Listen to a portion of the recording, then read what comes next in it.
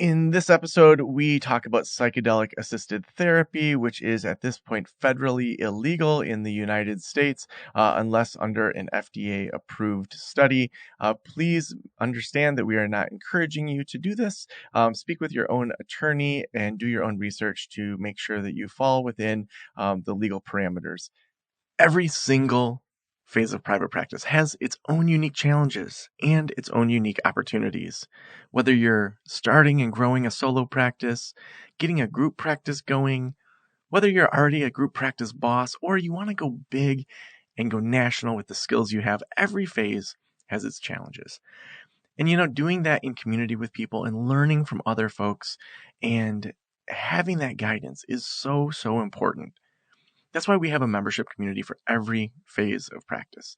Next Level Practice is for solo practitioners to help you get organized, fill up your practice, and get that solo practice rocking. We have small groups, we have accountability partners, we have live events every single week. And also, if in the first 3 months, in the first 90 days, you're not satisfied, we have a 90-day money-back guarantee. Next, we have Group Practice Launch. Group Practice Launch is a 6-month program specifically for you to launch a group practice. We have weekly meetings with that as well as guided courses, and you get full access to Next Level Practice. And you're guaranteed to hire someone in the first 6 months, or you get to go through it again for free. Next, we have Group Practice Boss. Group Practice Boss is for people that have group practices and want to continue to grow. All those ups and downs of having a group practice, of changing that mindset, being in community with other people, and getting that support from us. We, with that as well, have weekly meetings, and you get to come to Next Level Practice events as well. So that's 8 meetings a month that you could come to live to get extra help. Also, there's a 90-day money-back guarantee. Lastly, we have Audience Building Academy. Audience Building Academy is specifically for people that are ready to level up and go national. Maybe you want to get a traditionally published book, have a podcast, launch some e-products and e-courses and scalable income. Audience Building Academy is specifically for you so that you can level up and go national. We'll walk you through exactly how you go from having a solo or a group practice to going national. We'll help you build your email list, get on podcasts, and really level up. So no matter what your phase is, we have a membership community for you. Over at practiceofthepractice.com/memberships, you can read all about them and sign up. Go in there and decide which membership phase is for you and join today. Again, that's practiceofthepractice.com/memberships.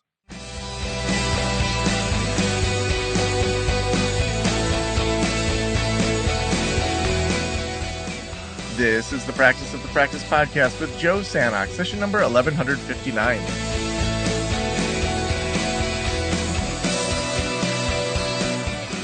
I'm Joe Sanok, your host, and welcome to the Practice of the Practice podcast. So excited to have you here with us. We are doing this show to help you build a thriving private practice that you absolutely love.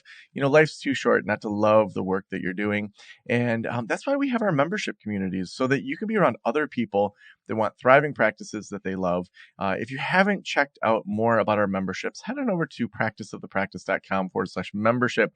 You can read all about the different tracks that we have within our membership. We've got the Next Level Practice track, which is for people that are just starting a practice.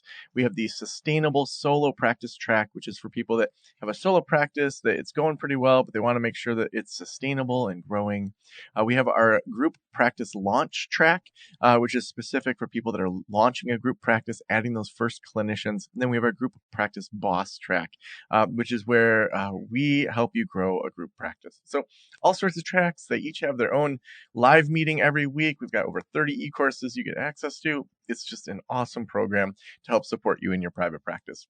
Well, I am so excited. Today, we have Dr. Richard Lewis Miller, who is a health activist, founder, and chief caretaker of the international renowned health sanctuary at Wilbur Hot Springs, creator and chief clinician of the nationally acclaimed Kokenders Alcohol and Drug Program, host of the internet radio broadcast Mind, Body, Health, and Politics, and author of 3 books on psychedelic medicine, with 2 more coming. He and his wife, Jolie, live on a modest animal farm just north of Fort Bragg. Richard, welcome to the Practice of the Practice podcast. Thank you, Joe. Great to be here. Well, I got to start with your name encompasses three men in my life. So my dad's name is Richard. My dad's father's name was Lewis. So my father's name is actually Richard Lewis Sanok. And then my grandfather's last name was Miller on my mom's side. So you encompass two of my grandfathers and my father all in one name, which I just had to laugh at seeing how that all came together in your name. My mother was enamored of kings in Europe, so I was named after King Richard and King Louis. And and Miller came from my father's side, and I believe it was originally Finnish, and they came down from Finland to Russia, which is now Ukraine, and that's how I got those three names. Hmm. Now you have a new book that came out. Just that was in November of 24 that it was released. Tell us about that book, and tell us about maybe some of the backstory of the book. So this book is called Psychedelic Medicine at the End of Life, and it is a book expounding on the potential and actual benefits of psychedelic medicine to the untold number of people who are unfortunately suffering from fear and anxiety and depression regarding their transitioning or what we call death. We have a situation that's unfortunate in our culture, Joe. And the situation is that instead of being taught that death is part of the life cycle, instead of being taught that we're not even sure what death is, because we really don't know that it's the end of anything, and an argument can be made that it's as much a transition as it is an end. As much as all that is the case, there are these groups of people that were called cults that became religion, and they figured out that the way to control people on during this life is to convince them that there's an afterlife and that there are two basic places that you go in the afterlife. You either go to a beautiful place where there are angels with harps waiting for you, or if you're Islamic, there may be virgins waiting for you to have sex with. There are all kinds of promises made of what the beautiful life will be if you live according to the rules that we tell you. However, if you don't live according to our rules, if you break those rules, you're going to a terrible place. You're going to hell. And hell, they picture with actual fires, with a devil with a tail and horns, and all kinds of terrible things. Well, this might sound like silly. However, most of the world believes it. Furthermore, most people say to themselves when it comes time to face that end, you know, I try to be a good person, but I have sinned. Everybody has sinned because the rules made up by these churches are so draconian. There's no way you can get through life without sinning in some way. So everybody, or almost everybody, is thinking, oh, those sins, those things I did. Oh, I remember what I did when I was a teenager or adult, or I did this. And so people live in fear that when they die, what we call die, they're going down to hell. And so they live with anxiety, depression, and fear. And in this psychedelic renaissance that we've been having in recent years, there have been many studies, both in the United States and Europe, particularly in England, that have demonstrated the great healing potential for these fears, anxieties, and depression, the great healing potential of psychedelic medicine, with a lot of emphasis recently on psilocybin. And I can go into detail if you would like regarding why psilocybin and not some of the others. Yeah, let's do that. Well, LSD has a huge amount of healing potential. However, LSD 60 years later from Timothy Leary, or is it 50, has a lot of baggage because the government so freaked out about LSD that and when they made it illegal, they not only made it illegal, but they came down on it. Like people are going to be jumping out of windows and people are going to be driving their cars into the ocean and every kind of fear tactic imaginable. And a lot of it stuck. And it stuck for over 60 years. Actually, yes, at least over close to 60 years. And so LSD has baggage, emotional baggage, and that is slowing down the research around the world with LSD. And ayahuasca is exotic, and it comes out of the jungle, and we don't know enough about ayahuasca.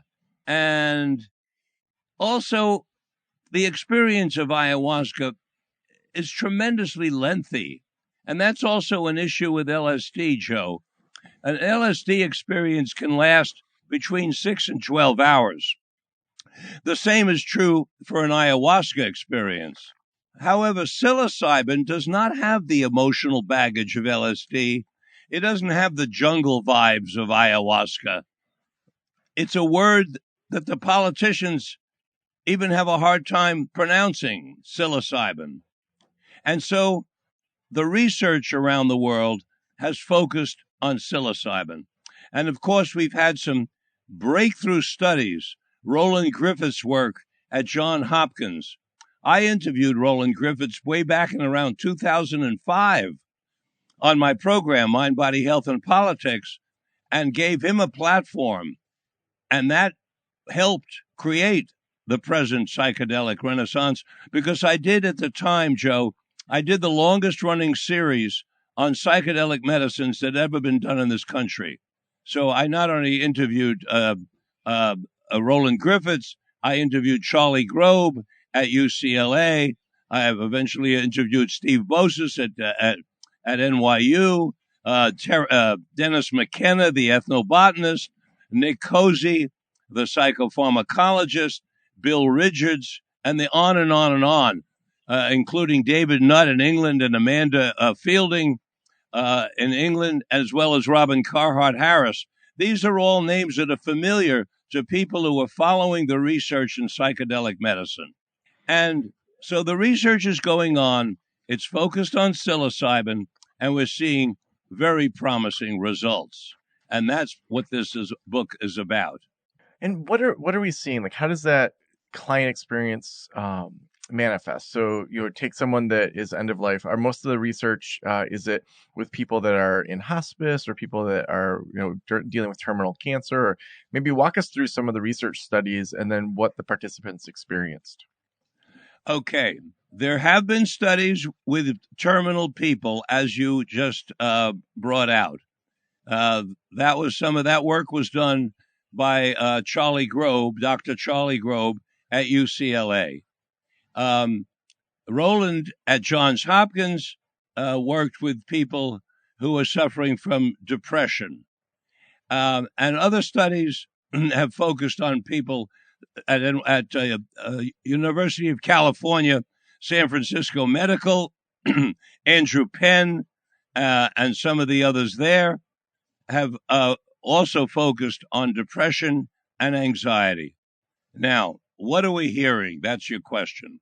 We're hearing from the people who have taken these medicines not only a reduction in their anxiety, not only a reduction in their fears, not only a significant decrease a year later after one administration of psilocybin. Not only are we hearing improvements in these emotional conditions, but we're hearing enhancement, Joe, in the sense that people feel more connected to each other and more connected to nature and more connected to the world at large. In my own case, for example, Joe, and I took psychedelic way over 50 years ago. I had an immediate realization that we are not little animals living on a big bowl of dirt and rock called the earth. We are part of the ecosystem that we call the earth.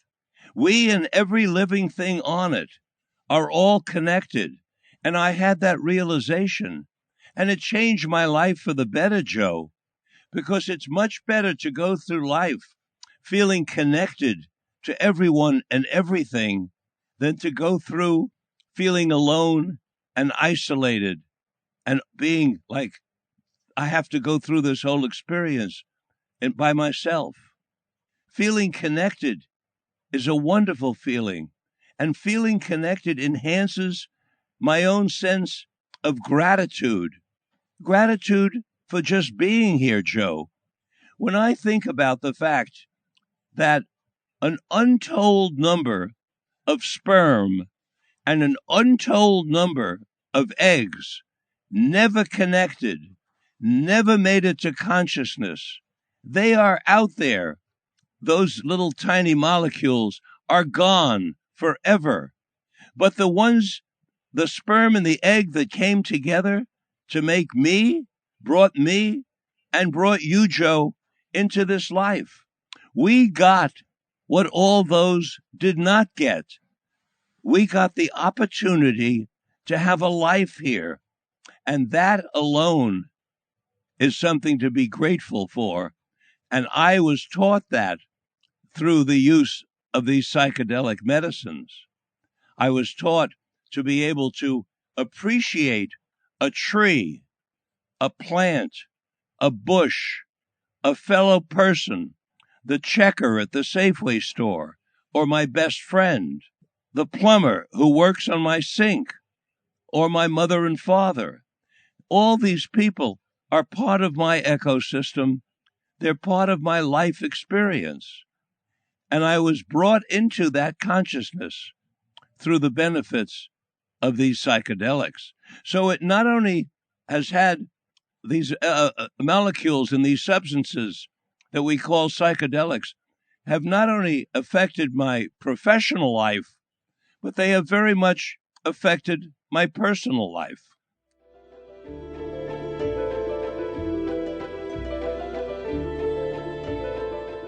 I am so excited about Alma.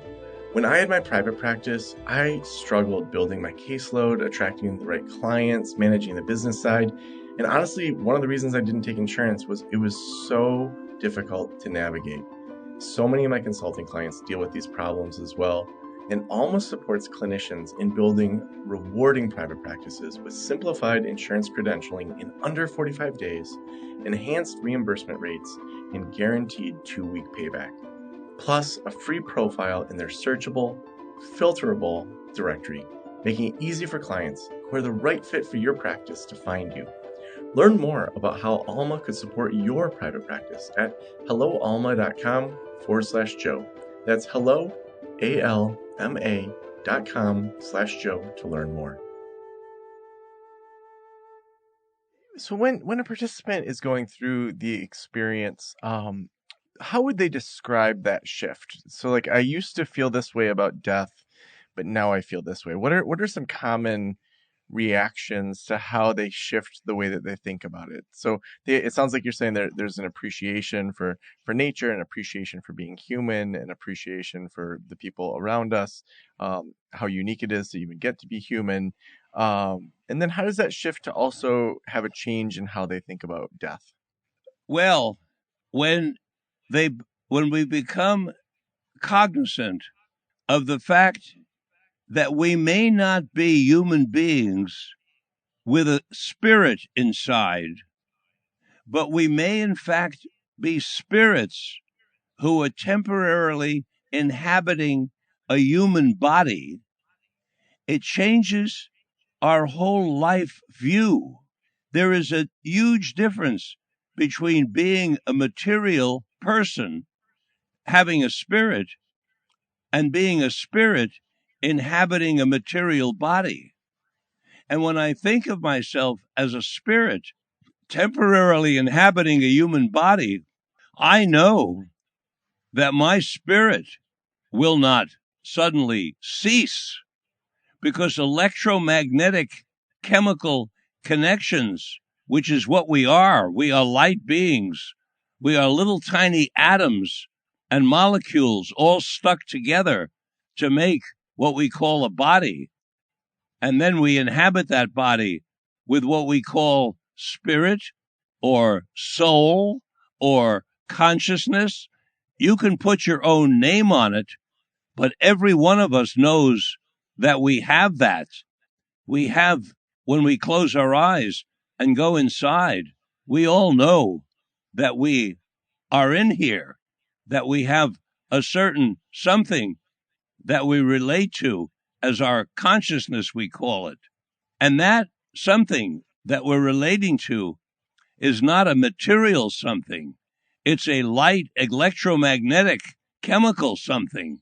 And the electromagnetic part of it does not suddenly disappear. Remember what we were taught by Einstein. Matter can neither be created nor destroyed. It simply is. And spirits are not created or destroyed. They are. And so when people come to this recognition under the influence of these psychedelic substances, they realize, and we realize, and I have realized, that there's a lot more to me than my material body. And so my fear of leaving this body is non existent because there's nothing to be afraid of. And then for those who don't see this, there are others who simply come to recognize there's nothing to fear because I've already had the experience of dying while under the influence of the psychedelic material. And that's an experience, Joe, that we call ego death. When you take a large dose of psychedelics, one goes through an experience that feels like dying, and it's terrifying at first. And I've been there, terrified. But I also knew from training how to handle it, which is simply to let go and let myself die. And what happens when the ego dissolves, we go through a visionary tunnel and we come out and we're still there, but we're there dissociated from our bodies. And we have the experience under the influence of the psychedelic of being this very light being that I've described. There's an artist who has painted what we look like as art beings. His name is Alex Gray, and I refer your listeners to him to see his paintings of people as light beings. So when our egos dissolve and we no longer feel attached to our material self and we are functioning as a consciousness, that we have no fear, there is no sense of fear whatsoever.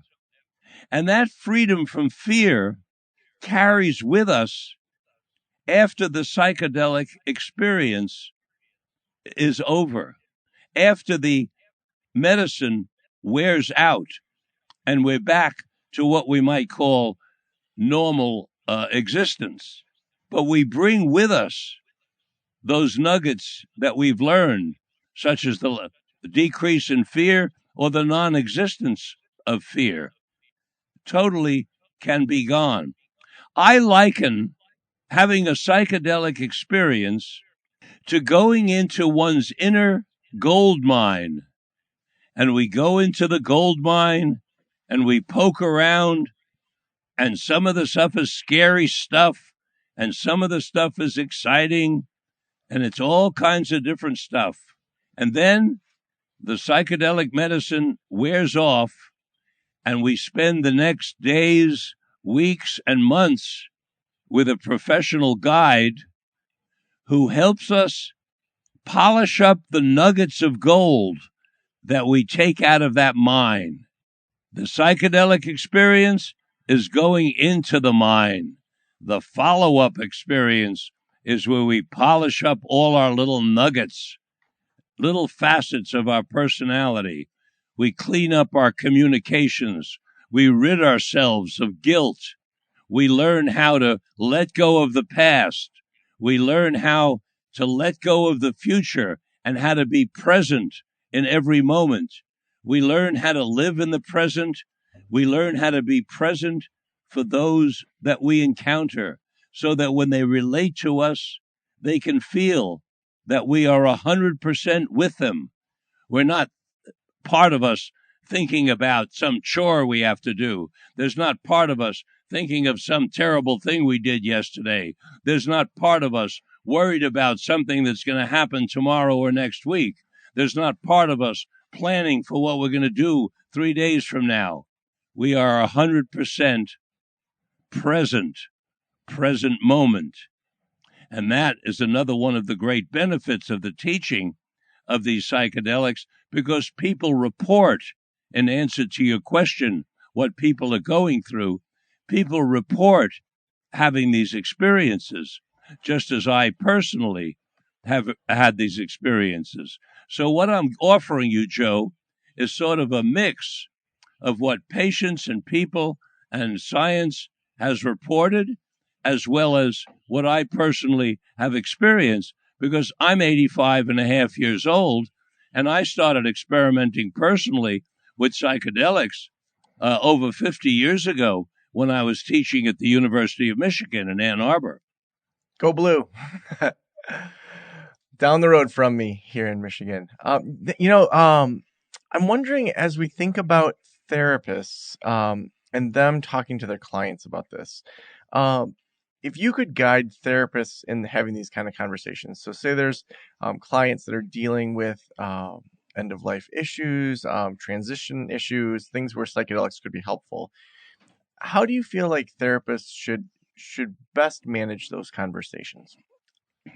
Well, that's a very complicated question, Joe. And the reason it is, even though you don't mean it to be so complicated, is the fact that our federal government, in its misguided, distorted, moralistic, political views of science, have kept the psychedelic medicines illegal for over half a century. They not only have kept all these materials illegal, thereby denying hundreds of thousands or millions of potential patients the benefit of these medicines, thereby also putting people in jail, thereby also suppressing science, which would have told us so much more these past 50 years. But they also deny professional people, such as those listening to your program, Joe.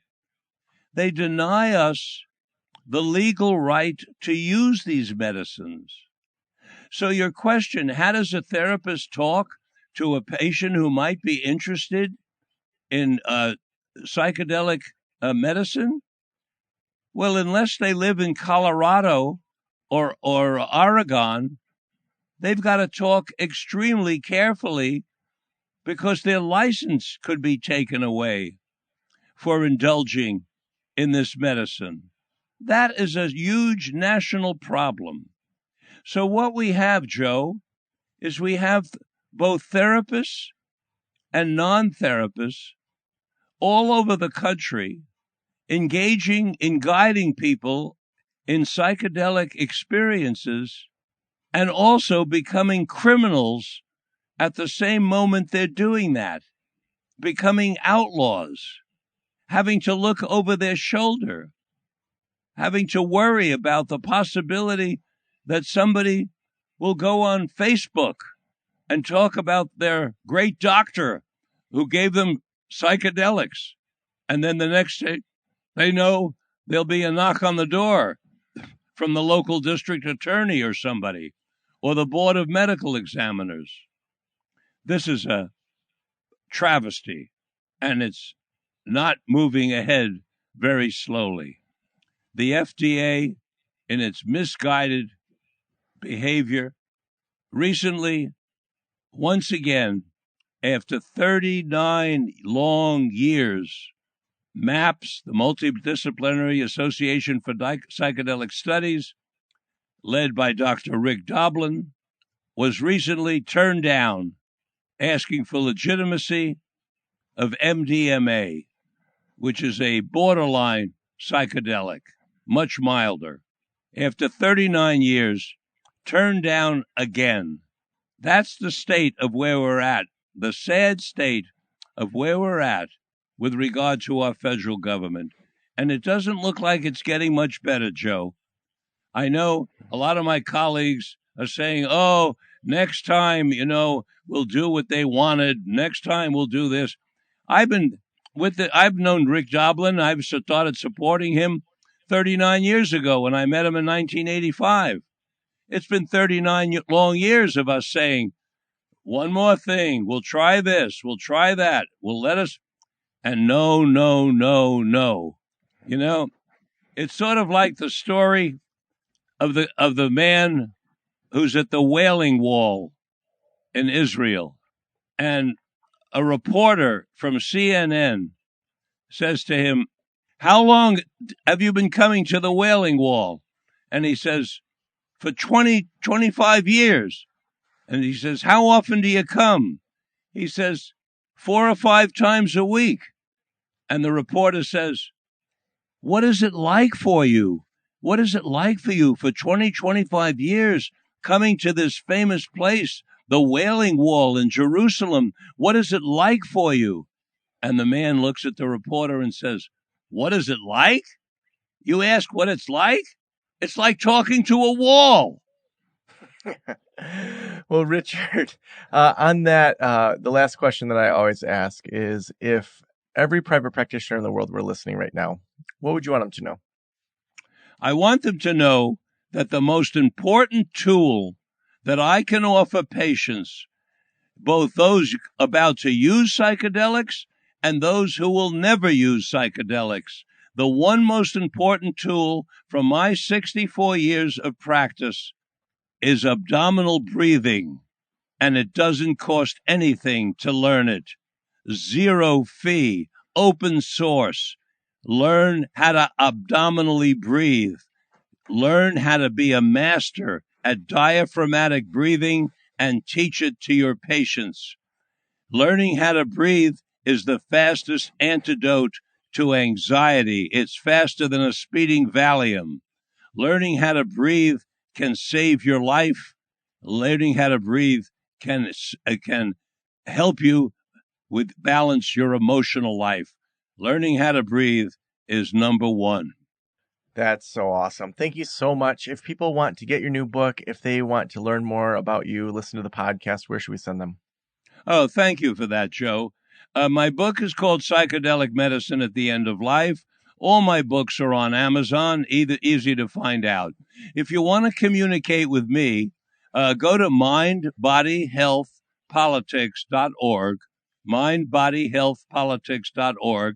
All my archives for the last 20 years of interviews are open source. There's no fee. I'm doing it as a public service. And if you want to email me, you just email me at info@mindbodyhealthpolitics.org. Thank you so much for being on the Practice of the Practice podcast. Thank you so much for having. Good to see you, Joe.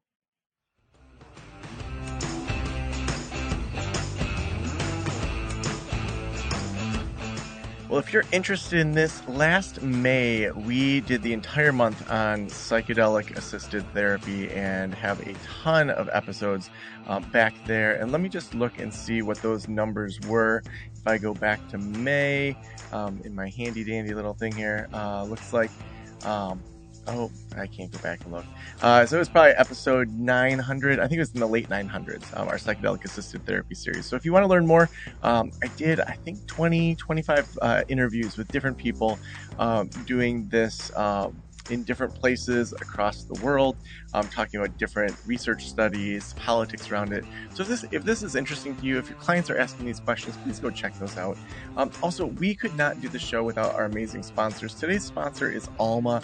Alma helps you to get credentialed in 45 days. They help you with enhanced reimbursement rates and guaranteed 2-week payback. You're going to want to check out Alma if you want to grow your practice over at helloalma.com/Joe. That's helloalma.com/Joe. Thank you so much for letting me into your ears and into your brain. Have a great day. I'll talk to you soon. Special thanks to the band Silence is Sexy for that intro music, and this podcast is designed to provide accurate and authoritative information in regard to the subject matter covered. It is given with the understanding that neither the host, the producers, the publishers, or guests are rendering legal, accounting, clinical, or other professional information. If you want a professional, you should find one.